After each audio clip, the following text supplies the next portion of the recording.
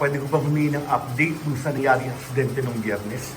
Yes po, para sa update ko, yung initial na apat po na namatay or nasawi doon sa aksidente po noong December 26, so nadagdagan ko ito ng dalawa. Yung isa po nasawi kahapon, December 27, around 2 p.m. po ito sa BFC. Ito po si JC Hasmeida. So kasamahan po ito ni Harold Dig sa trabaho, and then kanina pong madaling araw around 12:30 a.m. namatay din po ito si Benito Pilisis. Ito po yung na-report natin na unconscious ever since na na-retrieve natin. So bali anim po yung patay sa yung casualty po anim po. Hepe, kumusta po yung driver ng bus? So yung driver po is still nasa BMC kasi nagpapagaling siya. Based doon sa family is meron siyang blood clot and then by spine injury, pero nagre-recover naman po. And kahapon po nakapag-file tayo ng inquest inquest proceeding against doon sa driver.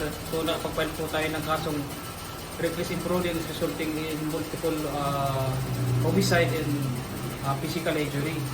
So as of now po under custody, under hospital arrest po yung driver. So yung pong driver ang mananagot? Opo, kasama po sa kinasuhan natin yung yung bus company. Opo. Sir, yung mag-bus company ay tumulong na doon sa mga biktima? Yes po, hindi naman po nagpapabaya yung bus company, lahat po ng na pasahero, lahat naman po nila inaasikaso. Opo. Hepe, meron po mga kwento na may mga gamit daw po nawala doon sa area. Ito ba ay totoo po or wala po tayong nakuhang ganitong report po? Wala pong katotohanan yan kasi yung mga gamit po na nasa loob ng bus, yung andun sa may mga passengers, andito po ngayon sa police station. Pero yung nasa street po, still andun po sa bus. Hindi natin pinapakyan. Okay, Naka-secure po lahat yun.